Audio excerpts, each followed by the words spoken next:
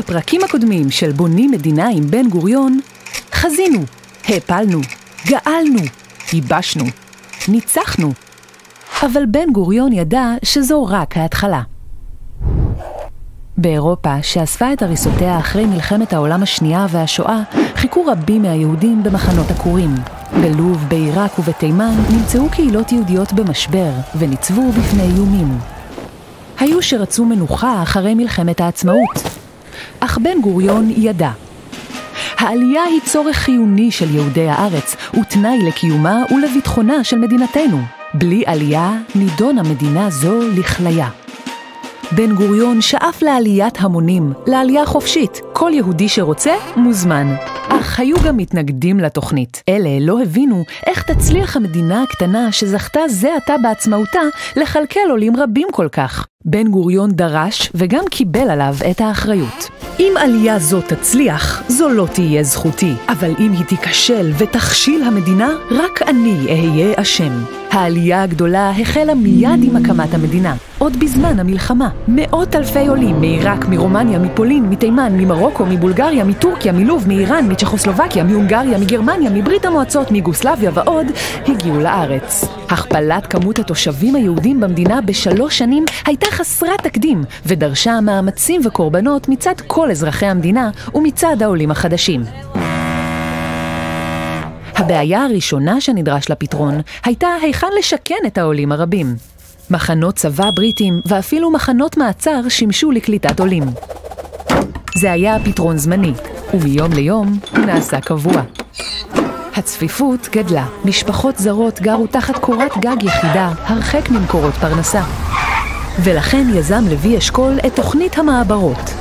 מיקום העולים בשכונות זמניות ובפאתי ערים מבוססות, באוהלים, בצריפים ובפחונים. אך קליטת עלייה משמעה לא רק להציב גג מעל ראשי האנשים, הם צריכים גם לאכול. המדינה הקטנה התקשתה להאכיל פיות רבים כל כך. כדי שהמזון יספיק לכולם, הודיעה ממשלת בן גוריון על מדיניות הקיצוב, או הצנע. המזון קוצב וחולק על פי תלושים, כדי שיספיק לכל האזרחים. הצנע אילץ את המדינה לחפש תחליפים. במקום ביצים הייתה אבקת ביצים. במקום קפה היה משקה שמבוסס על אולש. ובמקום אורז יוצר אורז מקמח. כך הגיע לעולם אורז בן גוריון. המצאה האהובה זו נותרה מתקופת הצנע, וידועה היום בשם פתיתים. המעבר ממחנות העולים למעברות נועד לאפשר לעולים למצוא עבודה ופרנסה. אך לא היה די בכך. כדי ליצור תעסוקה להמונים שהגיעו ארצה, הנהיגה הממשלה עבודות יזומות, ובהן סלילת כבישים וייעור. לאחר שנות הגלות הרבות עמד בפני בן גוריון אתגר, גיבוש העולים הרבים שהגיעו מרחבי התפוצות לכדי עם מאוחד. בן גוריון ייחס לחינוך תפקיד מרכזי בכור ההיתוך, והאמין שיש לעשות מאמצים להגביר את המשותף והמאחד, ולעקור במידת האפשר את המפריד והמרחיק. לכן הוא חוקק את חוק חינוך חובה, וכעבור שנים אחדות איחד את זרמי החינוך, והקים את מערכת החינוך הממלכתית. מורות חיילות נשלחו למחנות העולים ללמד עברית.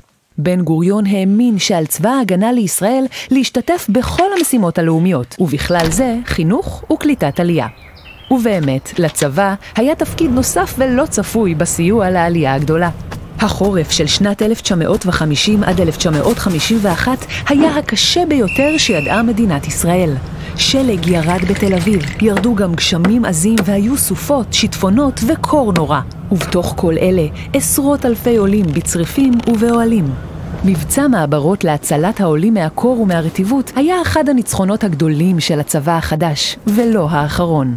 קליטת מאות אלפי עולים במדינה צעירה כל כך היא סיפור הצלחה, אולם ההצלחה גבתה מחירים, וכמה מהם אנחנו מרגישים עד ימינו. מחיקה של חלקים מן הזהות האישית של העולים וצאצאיהם, אפליה לרעה על בסיס תרבות ופערים חברתיים כלכליים.